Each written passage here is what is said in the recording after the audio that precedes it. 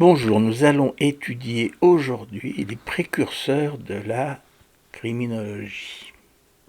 Avant les véritables fondateurs, Lavater et Gall avaient pensé que la forme du crâne pouvait déterminer des penchants criminels. Le premier parlait de physiognomonie, le second de phrénologie.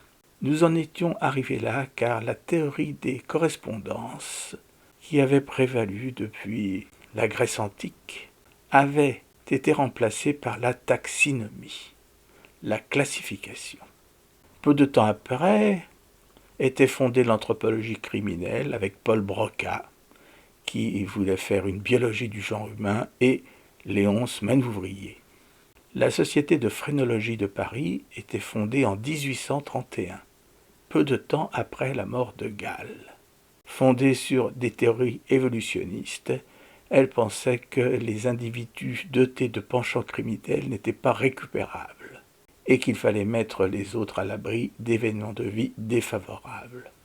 On trouve parmi les grands phrénologues de l'époque Félix Voisin et Hubert Lauvergne.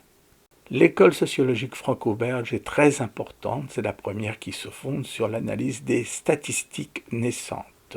Guéry fonde la loi thermique. Il considère que les crimes sont commis en fonction du climat. Quetelet, lui, en examinant les statistiques criminelles des années 1826 à 1830, établit la loi de constance du crime. L'idée générale, c'est que la société porte en elle les germes du crime, le criminel n'étant qu'un instrument. Celui qui est considéré comme le véritable fondateur de la criminologie est Cesare Lombroso. En pleine période évolutionniste, il examine 386 crânes et établit le profil du criminel. Sa théorie, purement inéiste, contredit celle de la dégénérescence de Morel. Le criminel né est pour lui caractérisé par une fossette occipitale plus proche de celle des mammifères que de celle de l'homme moderne, etc. Lombroso est mort discrédité, il s'adonnait au spiritisme. Enrico Ferri est un des trois protagonistes de l'école positiviste italienne. Il établit une loi de saturation pour déterminer le nombre exact de crimes en fonction de données objectives et une loi de sursaturation régissant l'augmentation de la criminalité en période de crise sociale. Il propose l'examen médical du criminel pour apprécier son éventuelle récupérabilité, anticipant les expertises médico-psychologiques modernes. Il établit une classification des criminels en fonction de leur dangerosité. Le délinquant occasionnel, le criminel passionnel, le criminel né de Lombroso et enfin le délinquant professionnel. Garofalo, magistrat, disciple de Lombroso et de Ferri, fait partie de l'école positiviste italienne. Il entend renouveler les modalités de la répression et fonde la notion de défense sociale. Pour lui, le criminel est un microbe qui menace la société. Il écrit « Nul n'étant libre, nous ne punissons plus en fonction du degré de liberté, mais n'en ayant de vue que l'intérêt de la société. » Il a aussi une classification des criminels que vous voyez sur cette diaporama.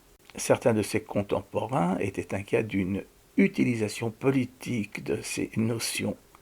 Ils pensaient que les citoyens avisés ne se seraient pas piégés, mais ceci avant l'éclosion des totalitarismes européens et notamment de Mussolini.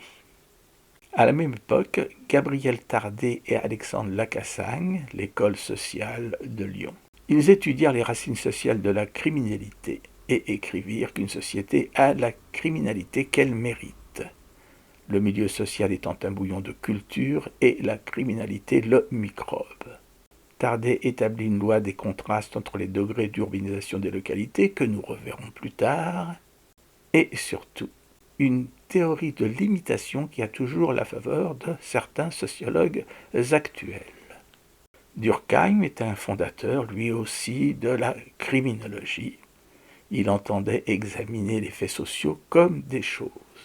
Il a défini le crime comme étant un acte punissable.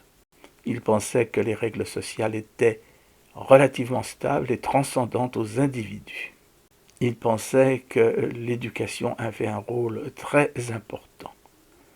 Sa théorie du contrôle social a été reprise et actualisée par les sociocriminologues actuels, nous l'étudierons plus tard. Le neveu de Durkheim, Marcel Mauss, s'est désolidarisé de son oncle. Il considérait, lui, que les phénomènes sociaux étaient des phénomènes mentaux. Il voulait saisir les conduites humaines dans toutes leurs dimensions, sociales, historiques et psychologiques. Son essai sur le don exprime déjà des préoccupations structurales. Claude Lévi-Strauss et Georges Devreux sont ses élèves. Maurice Cusson, s'inspirant de Mauss, pense que le voleur brise le processus d'échange symbolique universel, ce puissant régulateur social. Nous terminerons par deux auteurs très importants, Étienne de Greff, professeur d'anthropologie à Louvain, qui a étudié le processus du passage à l'acte et pointé que les criminels se sentent toujours injustement frappés et légitiment l'acte posé. Il a aussi étudié le crime dit passionnel. Son disciple Jean Pinatel a développé la théorie du noyau central de la criminalité, comportant 4 traits distinctifs, présents chez tous les individus, mais de façon exagérée chez les criminels. L'égocentrisme, la labilité, l'agressivité et l'indifférence affective. On reconnaît là un peu les caractéristiques du psychopathe. Je vous remercie.